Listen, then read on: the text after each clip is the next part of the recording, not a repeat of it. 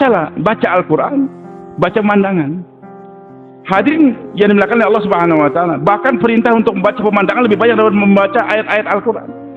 Afala yanzuruna ila khalaqat wal samai wal jibali wal ardi fadzakir. Disuruh membaca alam semua gitu. Baca langit dan sebagainya, baru membaca Al-Quran. Baik, hadirin yang dimuliakan oleh Allah Subhanahu wa taala. Jadi kita ini juga sambil membaca, kita juga dibaca, kita juga dibaca. Nah, bagaimana baca diri saya ini sesuai dengan bacaan sehingga orang masuk Islam berbondong-bondong. Zaid baca dalam kitab itu, sifat Nabi itu gini-gini. Lihat wajahnya, wajah seorang Nabi, bukan wajah pendusta. Tapi yang ditulis di dalam kitabnya nanti belum ada dalam penampilan. Maka dalam waktu yang sama, satu orang Badui datang. Dia kata, ya Rasulullah, aku sudah dakwah di kampungku. Dan aku jelaskan, kalau kamu masuk Islam akan datang keberkahan. Mereka masuk Islam, alhamdulillah, keberkahan datang. Tapi tahun ini ada ujian ya Rasulullah, paceklik datang, musim kemarau. Korma nggak berbuah, kering. Tolong ya Rasulullah, beri kami bantuan agar saya bagikan untuk kaum saya, supaya nanti jangan sampai mereka pindah agama berbondong-bondong sebagaimana Islam berbondong-bondong. Nabi berikan isyarat kepada Ali bin Abi Thalib, pemegang kunci Baitul Mal, kasihkan. Ali berikan isyarat di Baitul Mal di Madinah juga kosong juga, nggak ada makanan. Zaid bin Sa'lah gunakan kesempatan, wahai Muhammad, saya punya kebun sekian-sekian di sana.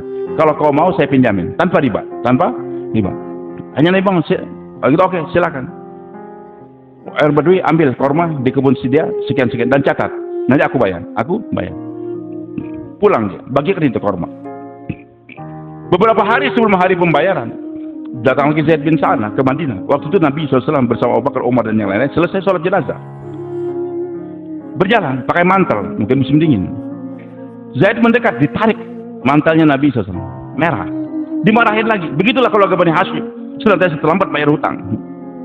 Umar marah, matanya merah, ambil pedang. Dia katakan kalau tidak mendolim saya tebas kau punya leher. Nabi pegang tangannya Umar. Kalau Umar bukan begitu. Ada yang lebih baik. Apa ya Rasul? Suruh dia nagih hutang dengan baik, dan suruh aku nagih bayar hutang dengan baik. Selesai. Nggak perlu pakai debt collector macam-macam. Ya. Sekarang wahai Umar, bawa dia ke Baitul Mal, bayarin hutang kita yang kemarin. Nggak enak, tapi perintah Nabi harus kerjakan. Kalau jadi dikerjakan. Karena 3 syarat orang itu dikatakan beriman terhadap Nabi SAW. Perlu diingat. Fala wa rabbika, Allah katakan demi Tuhan kamu ya Muhammad, la yu'minun, itu kamu tidak dikatakan beriman. Kapan? Hatta yuhaqqimuka fi ma shajara bainahum, sampai mereka menjadikan Nabi sebagai hakim dalam perkara yang mereka selesaikan. Nabi adalah pemutus hukum. Kemudian ketika Nabi sudah buat hukuman, wala jidun fi hajat, wala jidun fi yuhaqqimu sajarum fi summa la jidun fi anfusihim harajan mimma qadai. Tidak ada perasaan jengkel di hati apa yang diputuskan oleh Nabi kita Muhammad SAW. Kalau sudah di keputusan Nabi, jangan ada perasaan jengkel, jangan ada perasaan jelek. Nabi katakan ini sunnah ya sunnah, siwak sunnah, enggak enak siwak sekarang pakai gigi, enggak, silakan tambahan pakai sikat gigi, tapi siwak tetap kita kerjakan. Jangan ada perasaan jelek, jangan ada perasaan jengkel. Kemudian waissalam, silakan begitu saya kepada hukuman Nabi kita Muhammad SAW. Baik, bawa. Dan Nabi katakan Umar, nanti kalau sudah selesai tambahin lagi 20 gantang. Kenapa ya Rasulullah? Kau bentak dia tadi. Kau bentak? Ya. Kerjakan. Bawa, bayar. Selesai, tambah lagi 20. Apa nih Mar? Pesan Nabi SAW. Kenapa saya bentak kamu? Kenal dengan saya enggak? Enggak kenal. Siapa kamu? Zaid bin Sa'lah Al-Hibr, pendeta. Al-Hibr, pendeta Yahudi. Iya. Umar dengan ada orang pendeta Yahudi, ahbar daripada Yahudi namanya Zaid bin Sa'lah, orangnya lembut dan sebagainya. Tapi kenyataannya Umar lihat enggak? Ternyata dia kasar. Kata Umar, saya dengar kamu tuh orang baik, tapi kenapa kasar pada Nabi SAW? Dia kata Umar, ketika saya lihat wajah Nabi, saya tahu dia Nabi. Tapi ada 2 sifat lagi yang belum saya lihat. Di kitabku ada, cuma dalam penampilannya belum aku lihat. Yaitu apa? Nabi itu kalau orang marah, dia senyum. Semakin marahin, semakin senyum lagi. Tadi ketika aku marahin, saya tarik mantel dia senyum. Aku marahin, dia senyum lagi. Dengar marah. Asyhadu an la ilaha illallah wa asyhadu anna Muhammadar Rasulullah. Dan separuh sekarang hartaku untuk perjuangan Islam. Jadi masuk Islamnya Zaid bin Sa'lah jadi kapan? Ketika akhlak Nabi kita Muhammad sallallahu alaihi wasallam. Maka hadirnya Allah ini yang perlu, yang kurang dalam kehidupan kita sekarang dalam dakwah nih. Selain hubungan kita pada Allah, bagaimana kepada sesama kita tunjukkan akhlak yang baik. Saya masih ingat Syekh Abdul Wahab setelah kemarin jamaah Maharashtra gerak cukup banyak membuka Irian juga. Saya duduk, Syekh Abdul Wahab bayan. Beliau katakan kalau kita melihat aib masing-masing Karkun, ini sebentar lagi Rewin akan digembok, beliau katakan. Kalau dai, Pak, jangankan pada orang lain, kepada sesama saya tidak memuliakan. Melihat aib-aib temannya, sebentar lagi insya Allah Rewin akan digembok, beliau katakan. Saya ingat, oh iya, dulu saya menemani jamaah Maharashtra pergi ke Irian sama Ustaz Haidar juga dan semua itu. Dia bayan, bagus bayannya. Dia katakan di India itu ada perusahaan tekstil. Semakin hari semakin berkembang. Yang cuma yang punya itu nggak punya anak deh, nggak punya anak. Tapi dia punya keponakan. Dia suruh masuk fakultas ekonomi sebagai accounting. Udah. Nah sementara keponakannya dari kuliah, dia cari orang manajer untuk memanage pabrik dia tadi. Ini manajer orangnya baik. Tamu datang dilayani. Nah, kasih minum chai. Kalau umpamanya jauh kasih makan. Kalau sekarang jauh lagi mau bermalam disiapkan guest house dan sebagainya. Nah, nanti anak buahnya tadi kalau kesusahan kerja bagus kasih bonus. Kalau sakit kasih izin. Istri mau melahirkan kasih pinjaman, dimudahkan. Maka dengan akhlak yang baik tadi hadirin, langganan semakin banyak datang dan buruh pun semakin kerjanya semakin semangat. Udah, itu berjalan sehingga semakin hari keuntungan semakin dan pabrik pun semakin besar. Suatu saat keponakannya tadi selesai kuliah, dia katakan, Paman, alhamdulillah saya sudah selesai kuliah. Ekonomi kan. Udah, apa yang saya kerjakan? Loh, ini yang akan mewarisi perusahaan kamu. Saya kan punya anak. Akan saya serahkan sama kamu. Cuman kamu kan baru belajar teori saja. Sekarang kau belajar dari manajer nih. Dampingin dia. Nanti kalau sudah kamu pintar ya saya serahkan. Maka keponakannya tadi pun mulai duduk samping. Dia pelajari kiat-kiat gerak-gerik daripada manajer. Cuma setelah dia audit per bulan, ternyata ada pengeluaran uang yang tidak bisa dipertanggungjawabkan. Maka dia lapor, Paman, ini ternyata manajer kita orangnya nggak jujur, Paman. Ada berapa pengeluaran uang yang nggak bisa dipertanggungjawabkan? Nggak mungkin, kata Paman. Dia itu orang jujur. Justru gara-gara dialah perusahaan kita maju. Baik, Paman. Kalau Paman nggak percaya sama saya, kita lihat lagi di bulan depan. Di audit lagi ternyata ada beberapa pengeluaran yang memang tidak bisa dipertanggungjawabkan. Ya, karena lihat keahlian daripada keponakannya tadi, langsung pamannya panggil itu manajer. Dia katakan, terima kasih, kamu telah banyak berbuat baik pada perusahaan saya. Tapi untuk hari ini sampai ini saja kerjaan saya kerja perjalanan, silakan tinggalkan pabrik saya. Jadi berhentikan dia karena tidak jujur tadi. Sudah selesai. Sekarang yang memanage keponakannya sendiri, saklek orang saklek. Tamu datang diperhitungkan, ini kasih minum atau enggak nih? Kasih makan atau enggak? Jelimet ngulek nih. Nanti buruhnya mau pinjam duit, nanti dulu. Kapan? Mau bisa bayar nggak? Sik. Lama kelamaan, langgaran pun jarang datang, dan buruh pun malas kerja, hanya berhenti. Sampai suatu saat itu pabrik besar digembok. Sebenarnya memang itu manajer yang pertama tadi, Pak. Ada pengeluaran duit yang nggak bisa dipertanggungjawabkan, bukan untuk dia, untuk menjamu tamu. Tamu datang bikinkan teh, chai, bayar, umpamanya 10.000, 20.000. Nanti tamu datang kasih makan, sewakan hotel. Nggak tercatat kadang uangnya tadi kan. Nanti buruh pinjam. Tapi dia seakan-akan mengorbankan uang 10 juta tapi mendapatkan 100 juta. Kejelekannya mungkin dia korbankan 10 juta tapi menghasilkan buat perusahaan berapa? 100 juta. Nah, gobloknya keponakannya tadi lihat yang 10 juta yang hilang, nggak melihat penghasilan 100 juta. Dia malah saya hebat. Akhirnya malah pabrik bangkrut. Begitulah kita dalam dakwah nih, Pak. Semua kita punya kekurangan.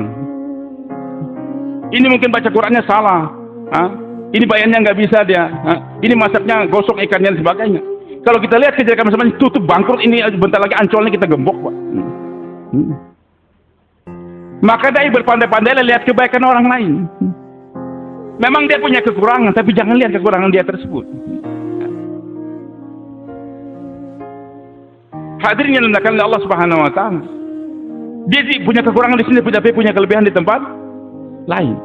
Beberapa ulama datang, Maulana Yusuf, kenapa kau bawa orang mewat-mewat yang kere-kere dalam dakwah? Istilah nggak bawa ulama-ulama. Ulama-ulama punya kelebihan, Allah menjelaskan hukum.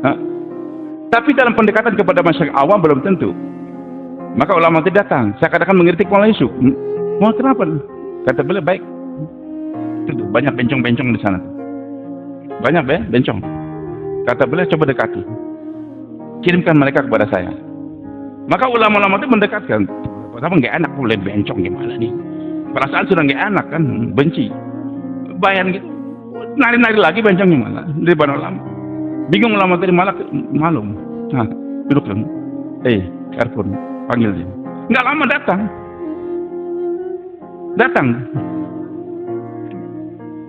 Kata Syekh Ilyas atau Syekh Yusuf, begitulah. Di dalam keilmuan alhamdulillah ulama itu begitu. Tapi untuk pendekatan kepada bencong-bencong itu belum tentu semua bisa. Belum tentu semua bisa. Saya sendiri belum bisa. Iya. Tapi yang bisa ada di tempat saya, salah satu, saya nggak sebutkan namanya di sini. Saya pernah datang Nusra, tempat dia jauh, 200 km dari kota Banjarmasin. Talim. Ada waktu itu 7 orang atau berapa. Sudah. Waktu sholat zuhur hilang 3. Saya tanya, mana yang 3? Jam 1. Jangan ribut. Kenapa? Sholatnya pakai ruku, pakai mukena di belakang. Talim sama-sama laki-laki tapi baik. Tapi jangan ngomong sama. Asar udah gabung lagi. Tapi mandinya pasti pakai sarung sampai di atas buat dan. Setelah berapa hari alhamdulillah kembali kepada habitat yang semula. Jadi tidak semua orang bisa mengerjakan gitu, Pak. Maka maksudnya apa, Pak? Untuk kelanggengan ini kerja dakwah, Pak. Mendekati orang, kita harus pandai melihat kebaikan teman, jangan melihat kejelekan teman. Almarhum Kiai Adam Khalid, Pak, punya pepatah yang bagus. Ayah saya sering bilang, Lutfi, tanamkan ini dalam diri kamu. Beliau katakan, segemuk-gemuknya ikan pasti ada tulangnya. Ikan gemuk, ada tulangnya nggak, Abdul Qadir? Ada. Orang Palu paham, dia orang Sulawesi paham. Dan sekurus-kurusnya ikan pasti ada daging. Ikan kurus betul. Dagingnya ada nggak? Ada. Maksudnya apa? Sebaik-baiknya manusia pasti ada aibnya. Dan sejelek-jeleknya manusia pasti kebaikannya juga ada. Maka beruntunglah orang yang makan daging dan rugi orang yang makan tulang. Pandai-pandai kita melihat daging, jangan pandai melihat tulang, nanti ketulangan sakit kita. Usul dakwah yang paling mengesan dalam diri saya ketika saya pertama kali ikut dakwah di Mesir itu, kata Amir Mesir Lutfiddin, dalam dakwah dai qabul al-mawjud wa tarqiyatu ila al-marqub. Dai itu terima apa adanya dulu, al-mawjud kita terima. Tapi jangan puas, tingkatkan kepada al-marqub. Nah, naqbal al-mawjud wa nuqarriqil al-marqub. Terima apa yang ada dulu, nanti kita tingkatkan. Itu namanya dai. Dai enggak pernah menghina, Pak. Orang cuma 2 kali setahun sholat. Berapa? 2 kali Idul Adha, Idul Fitri. Ngapain Pak cuma 2 kali? Percuma. Nggak akan dicatat oleh malaikat Bapak sholat 2 kali setahun. Sama aja dengan PKI, Pak. Sedih, Pak. Itu bukan dai, Pak. Pengumpat namanya. Dai terima. Masya Allah, ajib. Bapak sholat Idul Adha, Idul Fitri. Ajib. Sebenarnya Bapak tiap tahun istiqomah nih Idul Adha, Idul Fitri. Bahkan dengan baju baru lagi. Bapak tahu nggak ketika Bapak mandi di rumah, baru dosa Bapak Allah hapuskan. Bapak tadi jalan diterima oleh malaikat pada jalan-jalan, Pak. Oh senang dia, senang. Oh begitu, iya begitu. Setelah dia senang, baru kita tingkatkan. Bapak mau nggak kalau dicatat tiap minggu oleh malaikat? Oh mau. Oh kalau gitu Jumatan juga, Bapak. Jadi mawjud kita terima, tapi kita tingkatkan kepada hari Jumat. Dia cuma Jumat saja. 5 waktu nggak sholat dia, percuma. Sama dengan Kristen, enggak percuma, Pak. Nabi katakanlah tahqiranna minal ma'rufi. Jangan kamu hina yang namanya kejelekan walaupun kecil. Masya Allah, ajib Bapak Jumatan ke masjid. Bapak tahu nggak tadi? Itu malaikat mencatat nama Bapak tuh. Apalagi Bapak datang jam 11. Nah kalau saya setengah 12, Bapak lebih hebat dari saya. Terima. Nanti kita tingkatkan. Bapak mau nggak dicatat 5 kali sehari semalam malaikat? Oh mau. Oh kalau gitu 5 kali salah. Jadi dai menerima apa yang ada tapi kita tingkatkan. Bersedia, Pak. Orang istiqomah tiap Allahu Akbar. Malam markas hadir terus. Nggak pernah absen dia. Dan saya dapatkan ada karpet begitu. Dulu ada 1 orang istiqomah, tapi nggak pernah keluar 3 hari. Teman-teman sudah nggak lihat. Ustaz, target dia percuma kasihan 10. Udah sekian tahun hadir malam markas, dengar bayan, dicatat tapi nggak pernah keluar. Saya bilang nggak percuma, kita hargai ini. Jadi orang hadir ke malam markas saya adalah suatu kebaikan. Jangan dihina, jangan dihajar. Pak, Bapak nih istiqomah sudah setahun tapi nggak keluar, ngapain malam markas nih? Tidur aja di rumah, peluk aja istri. Jangan, Pak. Terima malam markasnya, nanti kita tingkatkan. Bersedia Pak? Nah. Tapi kita lebih suka melihat aib orang lain. Bapak ini Masya Allah tiap tahun 4 bulan sebagainya. Hah? Tapi anak bapak nggak ada yang hafal Quran. Alhamdulillah dia sudah keluar 4 bulan. Sekarang kita bantu bagaimana supaya anaknya menjadi hafiz Al-Quran. Ini namanya dai senantiasa mau melihat kebaikan orang lain. Bersedia Pak Syam. Usahakan Pak. Bahkan masa kita katakan kita tutupi aib teman kita. Ha? Kita lindungi dia. Bahkan walau aibnya itu gawat betul. Tahun ke-8 Hijriah, Nabi sudah bentuk pasukan mau menyerang kota Mekah. Tahun ke-6 dicegat, harus pulang, tanda tangan, kasih visa 3 hari. Tapi buat 10 tahun nggak ada peperangan. Baik, tahun ke-7 Hijriah, Nabi pun pergi Umratul Qadha 3 hari saja, pulang. Tapi ternyata kaum Quraisy berkhianat. Koalisi kaum Quraisy berkelahi dengan koalisi Rasulullah, diserang. Kaum Quraisy bantu, Nabi marah. Udah, sekarang kita serang Mekah. Atur pasukan, sekian banyak. Hatib bin Abi Balta'ah radhiyallahu anhu, Hatib bin Abi Balta'ah melihat kaum Quraisy ini, kalau keluarga saya masih banyak di Mekah, dan kaum Quraisy ini masih berbuat baik kepada seluruh keluarga saya. Sedangkan sahabat-sahabat Nabi yang lain juga banyak keluarganya, tapi banyak yang melindungi. Sementara keluarga saya nggak ada yang melindungi. Maka Hatib bin Abi Balta'ah dia tulis surat kepada kaum Quraisy, Rasulullah akan menyerang Mekah. Maka berhati-hati kalian, berhati-hati, berjaga-jaga kalian. Itu surat dikirim satu orang kurir perempuan, kasih duit. Jangan ketahuan orang. Jadi rahasia Nabi akan nyerang kota Mekah tadi dibukakan oleh Hatib bin Abi Balta'ah, dikirim surat supaya nanti orang Quraisy tahu Nabi akan berangkat. Padahal ini kerahasiaan. Berangkat itu perempuan. Datang Jibril kepada Rasulullah, wahai Muhammad, Hatib telah kirim surat kepada orang Maka yang beritahukan langsung Jibril. Dan itu surat sekarang dibawa oleh perempuan. Sudah sampai di kebun sana. Kejar dia. Maka Nabi panggil Ali, Miqdad. Kejar itu perempuan. Ambil itu surat. Ambil itu surat. Ali kejar segera Miqdad radhiyallahu anhu. Ketemu itu perempuan. Keluarkan surat. Enggak ada. Ada. Rasul bilang ada, kamu pasti ada. Enggak ada. Ada. Kalau enggak kamu menyerang, saya telanjangi kamu. Itu perempuan mau telanjangi, ketakutan betul. Hanya dia keluarkan, dikuncirnya sendiri. Serahkan. Nah, karena tugas hanya mengambil surat, Ali enggak bunuh itu orang. Kurang aja kamu pengkhianat, bunuh enggak. Karena perintah Rasul hanya mengambil surat, enggak ada urusan dengan itu perempuan. Kalau kita kan kita sikat, kita hajar, kita enggak. Udah, bawa surat. Itu perempuan enggak ada ceritanya lagi. Bawa. Nabi panggil Hatib. Hatib, kenapa kau? Umar marah. Ya Rasulullah, biarkan aku untuk memotong leher dia nih. Pengkhianat, bang? Khianat, kau dia. Nabi katakan sebentar. Dan Hatib katakan, ya Rasulullah, tenang, jangan tergesa-gesa untuk bertindak kepada saya, ya Rasulullah. Kenapa kau kerjakan demikian, Hatib?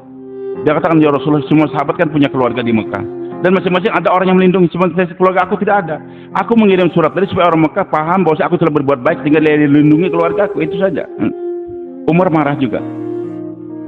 Memang itu istilahnya kan pengkhianat peperangan. Nabi katakan, wahai Umar, kamu tahu siapa dia? Ahli Badar. Ahli di antara orang yang 313 tersebut. Dan Allah sudah ilankan kepada ahli Badar, innallaha ittala ahli Badar. Allah sudah melihat pada ahli Badar semua. Dan Allah katakan, if'alu ma syi'tum. Fa inna aghfiru lakum. Berbuat apa yang kalian suka, aku sudah maafkan kalian. Jadi di tengah-tengah Umar dan yang lain melihat kejelekannya Hatib dan jelas memang jelek tadi, tapi Nabi masih mengingatkan ada kebaikan dia yang mana Allah sudah ilankan, dimaafkan. Bisa begitu, Pak? Bagaimana ini Ancol, mau kita gembok atau mau?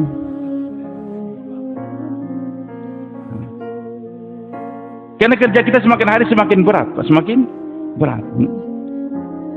Kitanya sendiri kita tingkatkan, tapi jangan sibuk untuk mengurusi orang lain. Dan teman-teman kita semakin hari kita lihat kebaikan dia ini apa? Kebaikan dia ini apa?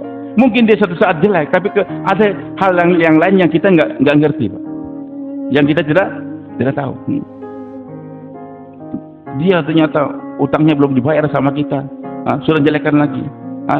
Sementara kita malam hari ke WC, ternyata WC bersih, ada airnya lagi. Padahal macet. Tahunya siapa? Yang menyiapkan air dia. Kita nggak tahu. Masih ada kebaikan yang kita tidak mengetahui. Siap makan daging atau makan tulang nih Pak? Tuba liman syaghala aibun ayubin nas, kata Nabi SAW. Beruntung orang yang melihat aib diri sendiri daripada aib orang lain. Dulu ada kartun mau saya tampar Pak, nggak kuat. Karena saya cinta betul dengan Pak Zulfakar. Cinta betul Pak Zulfakar. Walaupun beliau tentara, beliau banyak bimbing saya. Dan beliau korban banyak. Bahkan di akhir kehidupan beliau Allah jaga. Dan di antara kelebihan yang saya lihat daripada Pak Zulfakar, dulu Masya Allah susah dakwah. Satunya tentara yang ikut beliau dan pakai baju dinas beliau, dakwah keliling-keliling. Sehingga Muhammad Mustaqim, kamu Amir Indonesia, kamu Amir Indonesia. Dikenal orang Amir Indonesia. Bahkan seluruh dunia kenal Amir Indonesia Pak Zulfakar. Sampai beliau ditasil, kamu 4 bulan. Maulana 4 bulan gimana? Saya ini tentara, susah untuk desin. Yakin pada Allah, kamu sholat 2 rakaat. Nanti saya ajarin doa, kata Muhammad Mustaqim. Ini Pak Muslim cerita. Udah, buat surat doa. Nanti kalau kau ketemu komandan kamu, dia doain gitu. Alhamdulillah dapat izin beliau. 6 bulan malah. 6 bulan. Senang buat Zulfakar berangkat. Korban beliau habis-habisan banyak. Tahun 96 pemilihan Syuro Indonesia. Dulu Syuro Jakarta tahun 86. Tahun 86 pembentukan Syuro Jakarta. Saya pertama kali jumpa dengan ketika saya dari Mesir. Jumpa, kata Muhammad Palampuri, bulan depan ini musyawarah Indonesia pertama. Kamu di sini saya di markas. Dengarkan bayan saya. Nah, aku belajar terjemah. Nanti untuk kamu akan menterjemah. Orang Indonesia akan datang. Dan betul, Pak Dr. Nur, Pak Zulfakar datang juga semua. Datang alhamdulillah, Pak Burhan juga masih ada. Kita jumpa. Dan dibentuk Syuro Jakarta 7 orang waktu itu. Tapi Amir tetap Pak Zulfakar. Amir Syuro itu. Bahkan dia masih dengan Amir Indonesia. 96 berjalan. Istimewa di sini. Kemudian dilanjutkan dengan Istimewa Rewin, dan di sana dibentuk Syuro Indonesia 13 orang. Waktu itu Hadraji bilang kita sudah kemudian Hadraji tahun 93 nggak ada lagi Amir, Maka Syuro waktu itu memutuskan Syuro Alami, faisalahnya Mufti Abidin, Pak Zulfakar bukan lagi Amir sekarang, hanyalah salah satu Syuro Indonesia. Tapi yang 13 orang Syuro Indonesia ini 6 faisalah, 7 orang kemarin. Yang 6 faisalah ini Pak Dokter sendiri, Pak Zulfakar, Pak Cecep. Kemudian Pak Aminuddin, Pak Musli, dengan almarhum Pak Kiai Abdul Halim, dengan mertuanya Pak Jailani, Ustaz Samsuri. Benar. Ajib. Ketika diliburkan itu keamiran, Syuro, Pak Zulfakar tenang. Alhamdulillah. Beliau nggak kecewa. Beliau tidak. Sebab itulah kehebatan Pak Zulfakar. Saya ingat, jadi Khalid bin Walid. Jadi panglima perang, tapi di zaman Umar copot, ganti yang lain. Khalid tenang saja. Maka ketika dipindahkan sorban keamirannya tadi kepada Abu Ubaidah, Khalid nggak marah. Ditanya lagi, bagaimana perasaan kamu? Kata Khalid, saya berjuang bukan karena saya berjuang karena Allah, bukan karena Umar. Bukan karena Umar. Bahkan Khalid katakan, Abu Ubaidah, jangan grogi sebenarnya. Kalau aku dulu berperang sebagai panglima perang bawa 1 pedang, sekarang sebagai prajurit, aku akan bawa 2 pedang untuk kamu. Dulu waktu jadi panglima, saya bawa 1 pedang berperang. Satunya kan bawa perisai. Sekarang sebagai prajurit membantu kamu, saya akan berperang dengan 2 pedang. Bersedia gitu Pak. Waktu jadi Amir pegang 1 pedang, tapi setelah jadi Ma'mur, malas ke markas saya nggak, bukan Faisalah juga kan. Enggak. Itu ya kebaikan yang saya lihat daripada Pak Zulfakar Pak. Di akhir kehidupan beliau agak pikun beliau, sakit agak, maka beliau duduk saja, senyum saja, senyum saja begitu, sampai beliau meninggal dunia. Inna lillahi wa inna ilaihi raji'un.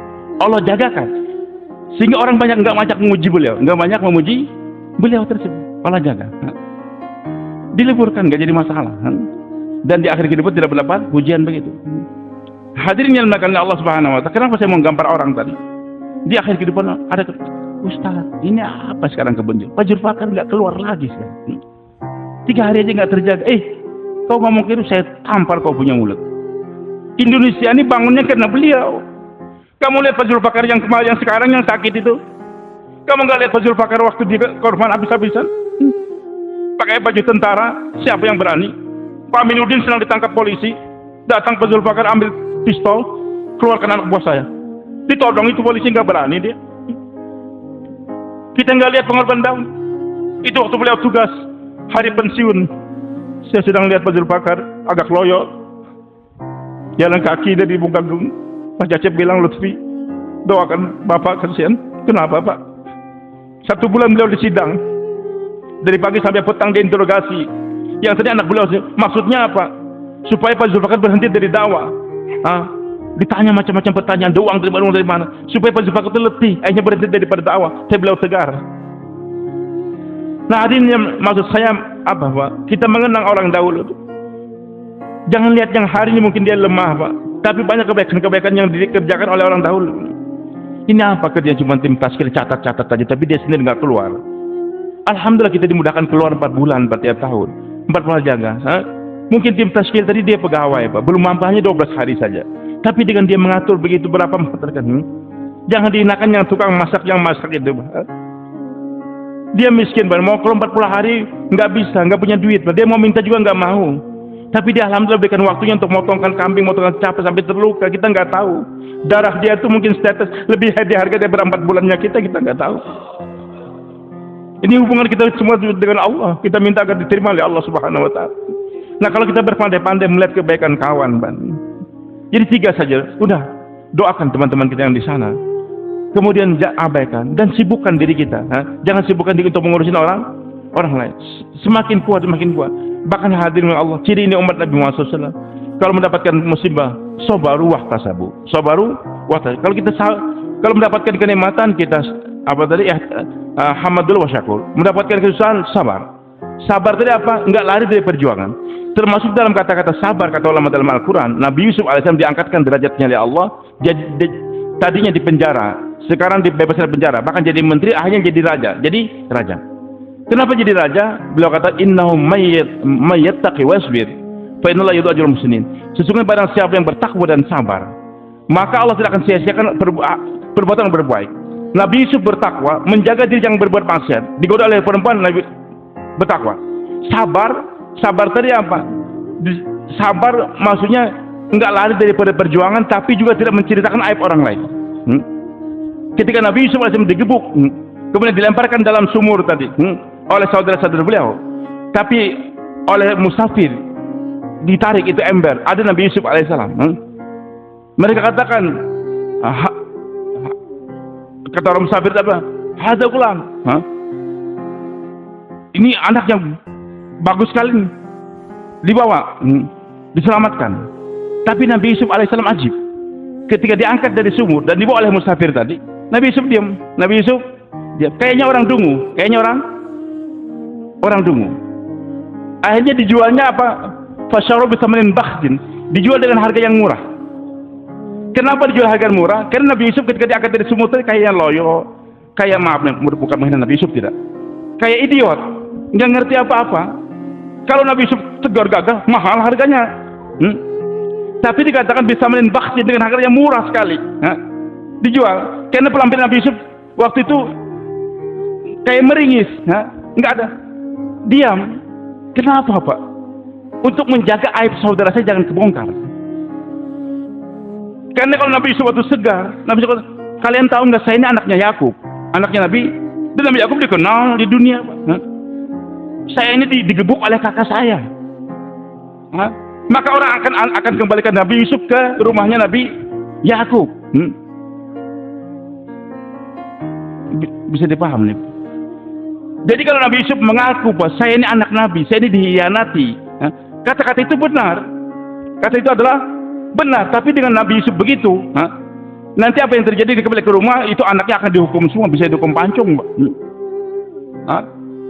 Tapi Nabi Yusuf dia hanya dijual dengan harga yang murah, sehingga sabarnya beliau tadi tidak membongkar aib, Saya sih sabar dan saya maafkan, tapi menceritakan.